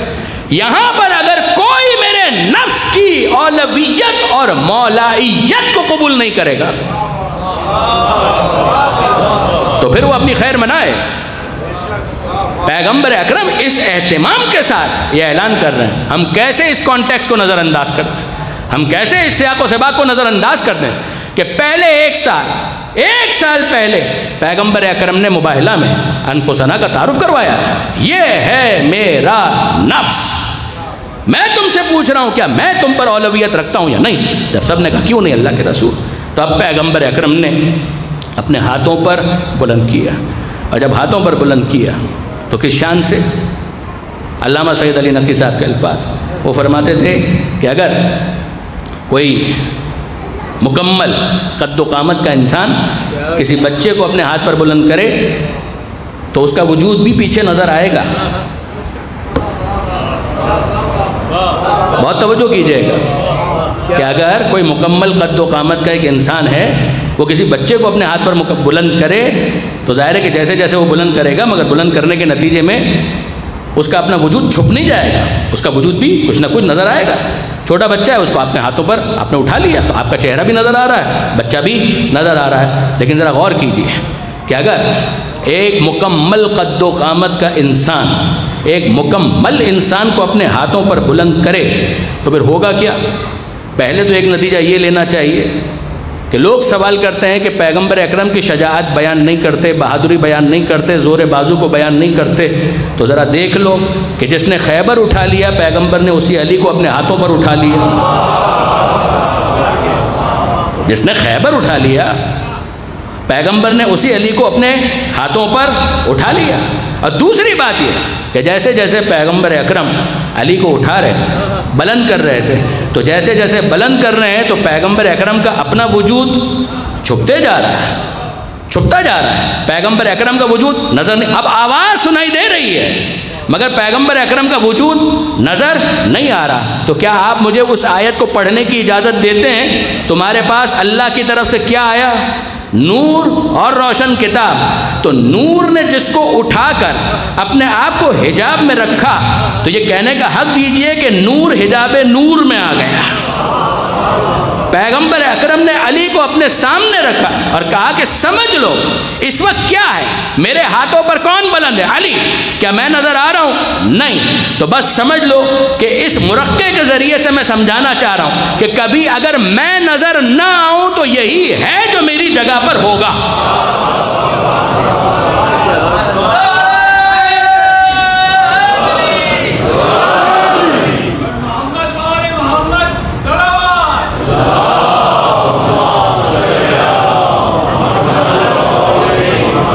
پھر اس کے بعد ظاہر ہے کہ من کنت مولا ہو فہذا علی مولا، جس کا میں مولا اس کا علی مولا. میں نے ابھی آپ کے سامنے گزارش کی کہ کئی کتابوں کے اندر یہ حدیث غدیر موجود ہے، ان میں صحیح مسلم بھی موجود ہے. اور صحیح مسلم سے کوئی روایت بیان کرتے ہوئے مجھے ہمیشہ مفتی نصیر الاجتہادی صاحب وہ یاد آتے ہیں. وہ جو ان کا انداز تھا خطابت کا تو وہ فرمایا کرتے تھے کہ بھائی اب تو صحیح مسلم میں آ گیا، تو جو صحیح مسلم ہے وہ کم سے کم صحیح مسلم کی بات کو تو قبول کرے. درود بھیجیے گا محمد و آل محمد.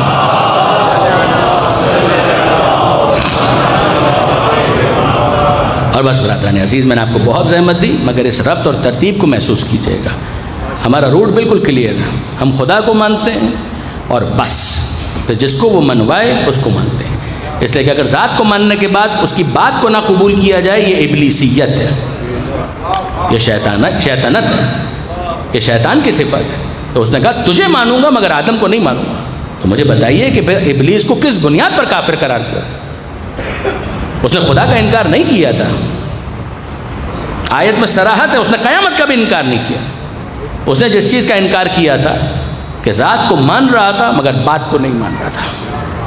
تو ذات کو ماننے کے بعد اگر بات کو نہ قبول کیا جائے یہ ابلیسیت ہے. اگر آدم کو نہ ماننے پر ابلیس بن جاتا ہے تو مجھے بتائیے کہ مصطفیٰ کی بات کو قبول نہ کرنے کے بعد انسان کیا بنے گا؟ پیغمبر اکرم تعارف کروا رہے ہیں، پہچانو یہ علی ہیں، پہچانو یہ فاطمہ ہیں، پہچانو یہ حسن ہیں، اور پہچانو یہ حسین ہیں. پیغمبر اکرم کے الفاظ، یہ دونوں میرے نواسے میرے لیے ریحانتِ، یہ جنت کے دو پھول ہیں جن کو سونگھنے سے میں اپنے آپ کو معطر محسوس کرتا ہوں. کیا الفاظ ہیں جو پیغمبر اکرم بیان کر رہے ہیں. ہما امامان ہیں، قاما و قعودا، دونوں امام، قیام کریں قعود کریں دونوں صورتوں میں امام. پیغمبر اکرم تعارف کروا رہے ہیں، ان اللہ امرنی بحبہما وحب من یحبہما، اللہ نے مجھے حکم دیا ہے. یہ محبت صرف نانا کی نواسوں سے ہوتی تو خدا کو الگ سے حکم دینے کی ضرورت نہیں تھی. ان اللہ امرنی بحبہما، اللہ نے مجھے حکم دیا ہے کہ میں ان دونوں سے محبت رکھوں. اور جو ان دونوں سے محبت رکھے ان سے محبت کا بھی خدا نے مجھے حکم دیا ہے۔ انسان اگر مومن ہے وہ اپنے دل کو ٹٹولے، وہ چیک کرے کہ اس کے دل میں کہیں آل محمد کی محبت ہے یا نہیں۔ اگر آل محمد کی محبت ہوتی تو پیغمبر اکرم کے اتنے فرامین کے بعد اس ظلم کی کیا گنجائش باقی رہتی ہے کہ جو آل محمد پر ڈھایا گیا۔ یعنی عجیب ہے کہ پیغمبر اکرم کے یہ الفاظ بھی آپ کو مل جائیں گے سات ستہ کے اندر، اذکرکم باہل بیتی، اذکرکم باہل بیتی، میں تم کو یاد دلاتا ہوں اپنے اہل بیت کے بارے میں۔ دیکھو میں کل تم سے سوال کروں گا کہ تم نے میرے اہل بیت کے ساتھ کیا سلوک کیا۔ عزیزان مجھے انصاف سے بتائیے کہ پیغمبر اکرم کو معلوم تو ہے، مگر پرسہ دیتے ہوئے ہم کیا کہیں؟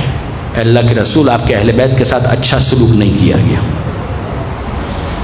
ایک آپ کی بیٹی جس کو آپ اپنا ٹکڑا کہتے تھے، شہر مدینہ ہے اور وہ فریاد کر رہی ہے کہ صبت علیہ مصائب، اے بابا آپ کے بعد اتنے مصائب آپ کی زہرا پر آئے کہ لو انہا صبت علی الایام سرن لیالیہ، بابا اگر گرم دنوں پر آتے وہ تاریک راتوں میں تبدیل ہو جاتے۔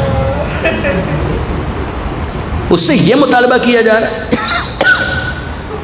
ابو الحسن فاطمہ سے کہیے یا دن میں گریا کریں یا رات میں روئیں۔ کوئی مجھے بتائے کہ پرسہ دینے کا یہ کون سا انداز ہے؟ اے اللہ کے رسول، آپ کا وہ بھائی کہ جس کو آپ اپنا نفس اور اپنی جان کہا کرتے تھے، آئیے ہمارے ساتھ دیکھیے کہ 40 ہجری ہے، مسجد کوفہ کی محراب ہے اور علی کے سر پر ضربت لگ رہی ہے، سر کا خون بہتا ہوا داڑھی تک آ رہا ہے، اور اے اللہ کے رسول وہ آپ کا بڑا نواسا حسن مجتبیٰ، اس کے جگر کے ٹکڑے کٹ کٹ کے لگن میں گر رہے ہیں، اور اے اللہ کے رسول حسن کے تو جگر کے ٹکڑے کٹ رہے ہیں، حسین کا تو پورا جسم کٹ رہا ہے۔ اے اللہ کے رسول آپ کے بڑے نواسے کو آپ کے پہلو میں دفن بھی نہیں ہونے دیا گیا، جب جنازہ لایا گیا تو تیروں سے استقبال کیا گیا، اور پھر وہی فرق کہ حسن کے جنازے پر تیر ہے اور حسین کا جنازہ تیروں پر ہے۔ ہاں اللہ کے رسول آج حسن کے ایک فرزند کا ہم کو ذکر کرنا۔ اے اللہ کے رسول ہم آپ کے سامنے آپ کے بڑے نواسے کے فرزند قاسم کا پرسہ پیش کرتے ہیں۔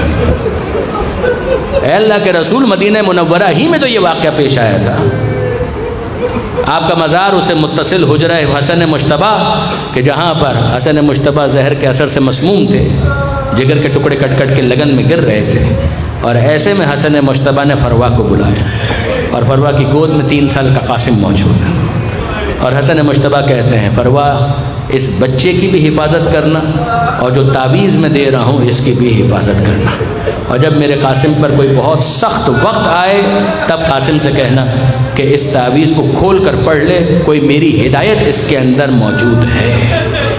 جناب فرما نے قاسم کی بھی حفاظت کی اور اس تعویذ کی بھی حفاظت کی۔ کبھی یہ تعویذ قاسم کے بازو پر باندھا گیا، کبھی یہ تعویذ قاسم کے گلے میں لٹکایا گیا، یہاں تک کہ کربلا میں قاسم پہنچ گئے۔ یاد رکھیے گا قاسم 13 برس کے، اور 13 برس کا بچہ چھوٹا بچہ۔ جب مدینہ سے یہ قافلہ چلا ہے تو جناب قاسم علیہ السلام کے لیے کوئی الگ سے سواری نہیں تھی، بچہ چھوٹا تھا۔ آپ کے بچوں کی خواہش ہوتی ہے کہ ہم اتنے بڑے ہو جائیں کہ سواری خود چلا سکیں، اور جب تک وہ سواری چلانے کے قابل نہیں ہوتے ہیں تو کسی نہ کسی کے ساتھ بیٹھتے ہیں اور وہ اسی پر اپنا شوق پورا کر لیتے ہیں۔ قاسم کی بھی تمنا اور خواہش رہی ہوگی کبھی وقت آئے گا کہ میں بھی کسی سواری پر بیٹھ کر اس سواری کو چلاؤں گا۔ جب 28 رجب کو یہ قافلہ چلا ہے تو قاسم سواری پر موجود نہیں تھے، بیویوں کے ساتھ محمل میں بٹھائے گئے تھے کہ یہ بچہ ابھی اتنا بڑا نہیں ہوا کہ سواری کو سنبھال سکے۔ بس یہ خواہش قاسم کی کربلا ہی میں پوری ہوئی۔ وہ عاشور کے دن جو سواری پر بیٹھے تو گویا پہلی مرتبہ باقاعدہ کسی سواری پر بیٹھے۔ عاشور کی رات آ گئی اور آپ جانتے ہیں کہ حسین مظلوم نے اپنے ساتھیوں کو موقع دیا، چراغ گل کر دیا، اور پھر جب چراغ روشن ہوا تو سب موجود تھے۔ امام مظلوم نے سب کو دعائیں دی اور سب اپنے اپنے خیموں کے اندر چلے گئے، عبادتوں میں مصروف ہو گئے۔ حسین بھی مصلی بچھا کر عبادت میں مصروف ہیں، یہاں تک کہ محسوس کرتے ہیں کوئی میرے پیچھے موجود ہے، اور جب دیکھا تو نظر آیا کہ میرے بڑے بھائی کی نشانی قاسم، اور جناب قاسم کو دیکھ کر حسین کہتے ہیں اے بیٹا قاسم تم یہاں پر اس وقت کیسے؟ بڑوں کی عبادت کا وقت ہے، بچوں کے آرام کا وقت ہے، جاؤ جا کر ماں کے پاس جا کر سو جاؤ۔ کہا چچا جان میں چلا جاؤں گا، بس مجھے ایک سوال کا جواب چاہیے۔ کہا کہو بیٹا قاسم کیا سوال ہے؟ کہا یہ بتائیے کل کے شہید ہونے والوں میں میرا نام شامل ہے یا نہیں؟ کل جن کے سروں پر تاج شہادت سجایا جائے گا میں ان خوش نصیب افراد میں شامل ہوں یا نہیں؟ تو امام مظلوم نے کہا بیٹا آہستہ بولو، تم اپنی ماں کی واحد امید ہو، تمہاری ماں اگر سن لے گی، بیوہ ماں ہے تو اس کے دل پر کیا گزرے گی؟ میرا بیٹا مرنے کی بات کر رہا ہے۔ تو قاسم نے ہاتھ جوڑ کر کہا چاچا جان کسی اور نے نہیں، میری ماں نے مجھے آپ کے پاس بھیجا۔ میری ماں مجھے کہہ رہی تھی کہ اے بیٹا قاسم اگر کل تو نے کسی طرح کی سستی کا مظاہرہ کیا تو یہی کہا جائے گا کہ حسن کا بیٹا کبھی کمزوری نہ دکھاتا، یہ فروا کے دودھ کی خرابی ہے۔ اے بیٹا فاطمہ زہرا کے بارے سامنے سیدہ کے سامنے مجھے شرمندہ مت ہونے دینا۔ اے چچا جان میں نے اماں سے کہا کہ مجھے اجازت ملنے دیں، تو اماں نے کہا جا کر پوچھ کر آؤ، اور میں آپ کے سامنے کھڑا ہوں، اب آپ مجھے بتائیے کل شہید ہونے والوں میں میرا نام شامل ہے یا نہیں؟ اور حسین کہتے ہیں اے بیٹا تم موت کے بارے میں پوچھ تو رہے ہو، یہ تو بتاؤ کیف الموت عندک، تمہارے نزدیک موت ہے کیسی ہے، تمہیں محسوس کیسی ہوتی ہے؟ تو یقین جانیے کہ جناب قاسم نے جو جواب دیا ہے نا، فلسفی وہ جواب نہ دے سکے۔ فلاسفہ نے موت کا ذائقہ نہیں بتایا، اور اگر کسی نے ہمت کر کے بتایا ہے تو تلخ بتایا، کڑوا بتایا ہے، مگر قاسم نے عجیب جواب دیا۔ ارے چچا جان موت کے بارے میں پوچھتے ہیں، یا ام احلی من العسل، وہ تو شہد سے زیادہ میٹھی ہے۔ حق پر رہتے ہوئے موت کا سامنا کرنا اس سے شیریں تو کوئی چیز نہیں۔ امام مظلوم نے اس سوال کو اپریشیٹ کیا، مگر اب جواب کوئی نہیں دیتے، یہاں تک کہ جناب قاسم نے کہا چچا جان مجھے میرا جواب نہیں ملا، کل شہید ہونے والوں میں میرا نام شامل ہے یا نہیں؟ اور اب حسین کہتے ہیں اے قاسم تم اپنے بارے میں پوچھ رہے ہو، تم اپنے بارے میں پوچھ رہے ہو، کل کے شہید ہونے والوں میں تو تمہارا ننھا بھائی علی اصغر بھی شامل ہے، اجرکم اللہ۔ کل شہید ہونے والوں میں تمہارا ننھا بھائی علی اصغر بھی شامل ہے۔ قاسم کو اپنے بارے میں تو اطمینان ہوا کہ اچھا میں تو شہید ہوں گا، مگر اصغر کا نام سن کر انگڑائی لی، حیران ہوئے اور کہنے لگے ارے چچا جان اصغر تو اتنا چھوٹا ہے، خود سے تو میدان میں جا نہیں سکتا، تو کیا یہ بے حیا فوج ہمارے خیموں تک آئے گی؟ حسین نے تسلی دے کر کہا کہ نہیں بیٹا تمہارے ہوتے ہوئے کس کی مجال کے خیموں تک آئے، اصغر کو میں اپنے ہاتھوں پر لے کر جاؤں گا، مگر میں کہوں گا قاسم آپ سوچ کر پریشان ہو گئے کہ یہ فوج بے حیا خیموں تک آئے گی، اے قاسم آپ نہ ہوں گے شام غریبہ میں، اگر ہوتے تو آپ دیکھتے خیموں کو لوٹا جائے گا، بیویوں کی چادریں چھینی جائے گی۔ جناب قاسم اطمینان کے ساتھ یہاں تک تو مطمئن ہوئے اور گئے، مگر اب جب اگلا دن آیا عاشور کا دن، تو جناب قاسم جب اجازت لینے کے لیے آتے ہیں حسین مظلوم منع کرتے ہیں۔ علامہ سید علی نقی صاحب چونکہ فقیہ تھے انہوں نے اس کی بھی تحلیل کی، وہ کہنے لگے کہ عجیب بات ہے کہ رات کو بتایا ہے کہ کل شہید ہونے والوں میں تمہارا نام شامل ہے، مگر جب عاشور کا دن آتا ہے تو حسین اجازت نہیں دیتے۔ بنیادی بات کیا ہے؟ نابالغ بچہ اپنے فیصلے خود نہیں کر سکتا، یا باپ کرے گا یا دادا جو اس کا ولی شرعی ہے، اور قاسم حسن مجتبیٰ باپ ہے موجود نہیں ہے، علی مرتضیٰ دادا ہیں ظاہری طور پر موجود نہیں ہے، ہاں جس کا کوئی ولی نہ ہو امام اس کا ولی ہوتا ہے، تو حسین کو یہ حق ہے بطور امام کہ وہ فیصلہ کر سکتے ہیں، مگر جو حق دوسروں پر استعمال نہیں کیا وہ اپنے بھتیجے پر کیوں استعمال کریں؟ تو حسین مظلوم نے قاسم کے اوپر حق کے امامت اور ولایت کی وجہ سے میدان جنگ میں جانے کی اجازت نہیں دی، یہاں تک کہ قاسم بے تاب، بے چین، مضطرب، پریشان، جناب فروا تیز نظروں سے دیکھ کر کہتی ہیں اے قاسم تو اب تک زندہ، اون و محمد کے لاشیں آ چکے، علی اکبر کے لاشیں آ چکے، تو اب تک زندہ ہے۔ قاسم پریشان، اماں میں کیا کروں، چچا جان مجھے اجازت نہیں دے رہے، اور ایسے میں جناب قاسم یاد آیا کہ میری ماں نے اس تعویذ کی طرف ہمیشہ مجھے متوجہ کیا تھا کہ جب کبھی کوئی سخت وقت آئے، مشکل وقت آئے، بابا کا حکم تھا اس تعویذ کو کھول کر دیکھ لینا، اس سے زیادہ مشکل وقت کیا ہوگا کہ میرے چچا مجھے مرنے کی اجازت نہیں دے رہے۔ پیچھے خیموں کے گئے، بیٹھے، تعویذ کھولا، اور جب پڑھا تو ایک تحریر نظر آئی۔ اے میرے لال قاسم، یہ تحریر تم اس وقت پڑھو گے جب میرا بھائی حسین دشمنوں کے نرغے میں ہو۔ اے بیٹا، میں نہ ہوں گا مگر میری طرف سے اپنی جان میرے بھائی حسین پر قربان کر دے۔ جناب قاسم نے یہ تحریر پڑھی، خوشی سے نہال ہو گئے اور آئے امام مظلوم کے پاس اور آ کر کہا چچا جان اب اس کو پڑھ لیجئے، اب تو آپ مجھے منع نہیں کریں گے نا، اب تو بابا کی تحریر آ گئی۔ قاسم نے تو بابا کی تحریر کا حوالہ دیا، مگر حسین نے جب اس تحریر کو پڑھا روتے جاتے ہیں اور کہتے ہیں اے قاسم تم تو میرے امام کا حکم لے آئے، تم تو میرے امام کا، بھائی نہیں کہا، تم تو میرے امام کا حکم لے آئے، اے قاسم اب میں تمہیں نہیں روک سکتا۔ ماں کو خبر ہوئی، ماں خوشی سے نہال، زینب بھی اجازت دے چکی ہیں مگر مضطرب ہیں، اور ایسے میں اب سوال یہ ہے کہ کون سی زرہ پہنائی جائے اس بچے کو۔ اس بچے کے ناپ کی کوئی زرہ موجود نہیں تھی۔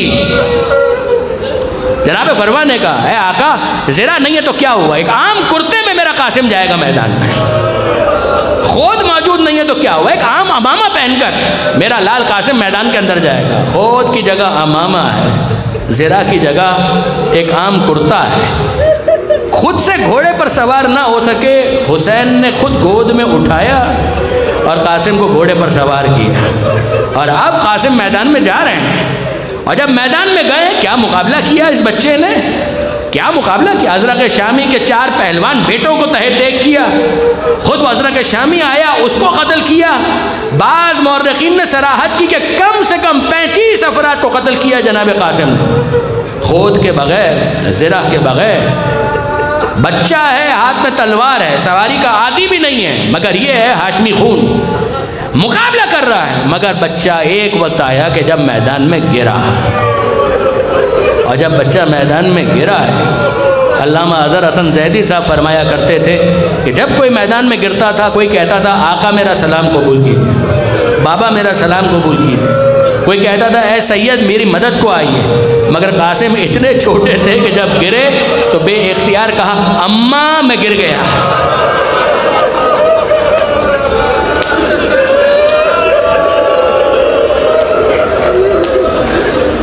اماں میں گر گیا۔ حسین اور عباس دور سے اس منظر کو دیکھ رہے تھے، جب بچے کو دیکھا کہ گر چکا ہے اور ساری فوج اس کے اوپر حملہ آور ہے، حسین نے عباس کو دیکھا، عباس نے حسین کو دیکھا، اور دونوں نے گھوڑے کو ایڑ لگائی اور تیزی کے ساتھ میدان میں گئے۔ بھگدڑ مچی، فوج منتشر تو ہوئی، مگر اس میں قاسم کی کیا کیفیت ہے، وہ بچہ چلاتا جاتا ہے ارے میں کچلا جاتا ہوں، ارے میں کچلا جاتا ہوں، ارے میں کچلا جاتا ہوں۔ زمانے کے امام نے فریاد کی میرا سلام ہو اس شہید پر کہ جس کی دائیں طرف کی پسلیاں بائیں طرف چلی گئی، جس کی بائیں طرف کی پسلیاں دائیں طرف چلی گئی۔ مولانا مصطفیٰ جوہر صاحب کا جملہ ہے، وہ فرمایا کرتے تھے ایک مصیبت ایسی ہے کہ جس میں کسی اور شہید نے حسین کا ساتھ نہیں دیا سوائے قاسم کے، اور وہ کون سی مصیبت ہے، لاشا صرف حسین کا پامال ہوا، کسی اور شہید کا لاشا پامال نہیں ہوا، صرف حسین کا لاشا پامال ہوا۔ اس مصیبت میں قاسم نے اپنے چچا کے ساتھ شرکت کی، مگر ایک فرق کے ساتھ، حسین شہید ہونے کے بعد پامال ہوئے، قاسم زندہ تھا۔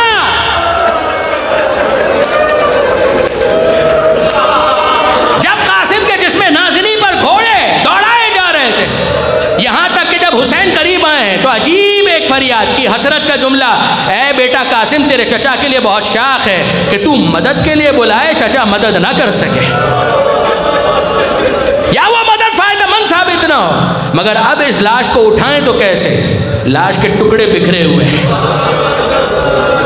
ابا کو بچھایا، قاسم کے لاش کے ٹکڑوں کو جمع کیا، اور ایک عجیب انداز سے گود میں نہیں پشت پر ابا کو لاد کر حسین چلے، اور جب چلے ہیں تو خیموں کے پاس جناب زینب استقبال کے لیے تیار ہیں، اے بھیا حسین بیویاں دنیا ماتم کو بیتاب ہے، نوشا کا لاشا، ہمارے قاسم کا لاشا ذرا خیمے میں لائیے تاکہ ہم اس کا ماتم کر سکیں۔ ماں ماتم کرنا چاہتی ہے۔ ایسے میں حسین نے ایک جملہ کہا، اے زینب ماں دیکھ نہیں پائے گی۔ جناب فروا نے اندر یہ جملہ سنا، بے چین ہو کر کہا، ارے آقا مجھے بتائیے کیا چھپا رہے ہیں؟ ماں دیکھنا چاہتی ہے۔ گٹھڑی کھولی گئی، لاش کے ٹکڑے دیکھے، اور اب فروا کہتی ہے، اے زینب، اے رقیہ، اے ام کلثوم، مبارکباد دو، میری قربانی سب سے زیادہ قبول ہوئی۔ حسین نے لاش قاسم کو اٹھایا، گنج شہیدہ میں لا کر وہاں رکھا کہ جہاں پر اکبر کا لاشا تھا، ایک طرف اکبر کا لاشا، ایک طرف قاسم کا لاشا، درمیان میں حسین بیٹھ گئے گھٹنوں کے بل، اور آخری جملہ، اکبر کا لاشا، قاسم کا لاشا، درمیان میں حسین گھٹنوں کے بل بیٹھ گئے، ایک ہاتھ اکبر کے لاشے پر رکھا، ایک ہاتھ قاسم کے لاشے پر رکھا، آسمان کی طرف دیکھ کر حسرت کے ساتھ کہا، واہ